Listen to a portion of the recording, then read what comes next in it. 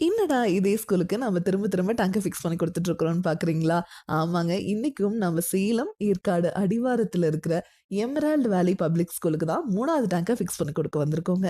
First டேங்க நம்ம இவங்களோட correspondent ரூமுக்கு 1200 லிட்டர் ஃபிக்ஸ் பண்ணி குடுத்துருந்தோங்க. அவங்க ரொம்பவே சாட்டிஸ்ஃபைடு.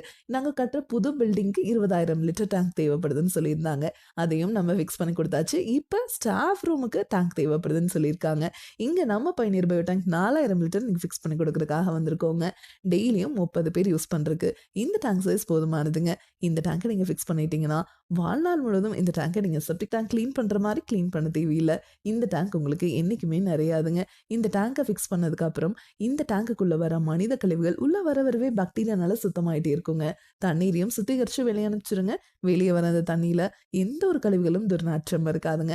அந்த தண்ணிய நீங்க கார்டன் இருந்துச்சுன்னா அதுல விட்டுக்கலாம். இல்ல ட்ரெயினேஜ் இருந்ததுன்னா அதுல விட்டுக்கலாம். இல்லன்னா ரிங் போட்டு நீங்க பூமிக்கு கீழ போற மாரி பண்ணிக்கலாங்க.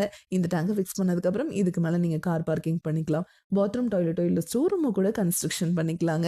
இது ஸ்கூல் அப்படிங்கிறதுனால இந்த இடத்துல பில்டிங் எக்ஸ்பான்ஷன் ஆயிக்கிட்டே இருக்கும். அந்த மாரி டைம்ல ஒரு 20, 30 வருஷம் கழிச்சு இந்த டேங்க ஃபிக்ஸ் பண்ற இடத்துல ஏதாவது பில்டிங் கட்டுறாங்க அப்படின்னா, இந்த டேங்க எந்த இடத்துல வேணாலும் எடுத்து ஃபிக்ஸ் பண்ணிக்க முடியுங்க.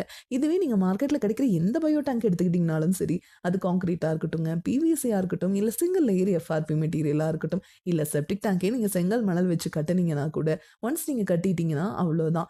அந்த மாரி பயோ டேங்க நீங்க எடுக்கும்போதே உடைஞ்சிருங்க. அது எல்லாமே டோட்டலி வேஸ்ட். ஆனா நம்ம பயனியர் பயோ டேங்க் உங்களுக்கு டேங்க்குக்கும் 50 வருஷம் வாரண்டி குடுத்துடுறோங்க.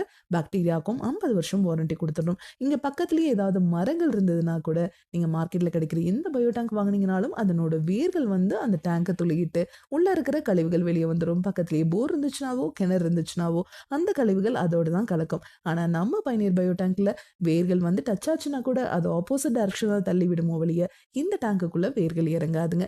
உங்க டாய்லெட் கிளீன் பண்றதுக்கு நீங்க ஹார்பிக், டாமெக்ஸ் அந்த மாரி மார்க்கெட்ல கிடைக்கிற எல்லா பிராண்டட் ப்ராடக்ட்ஸும் யூஸ் பண்ணிக்கலாங்க. ஆஸன் மட்டும் யூஸ் பண்ணக்கூடாது. நம்மகிட்ட 1200 லிட்டர்லேருந்து 60,000 லிட்டர் வரைக்குமே டேங்க்ஸ் அவைலபிளா இருக்குங்க. 2 பேர்ல இருந்து 600 பேர் யூஸ் பண்றதுக்குமே எங்கனால சிங்கிள் டேங்கா செஞ்சு கொடுக்க முடியும். உங்களுக்கு இடம் குறைவா இருந்ததுன்னா கூட உங்க இடத்துக்கு தகுந்த மாரி நம்ம கஸ்டமைஸ்டா கூட டேங்க் செஞ்சு கொடுப்போங்க.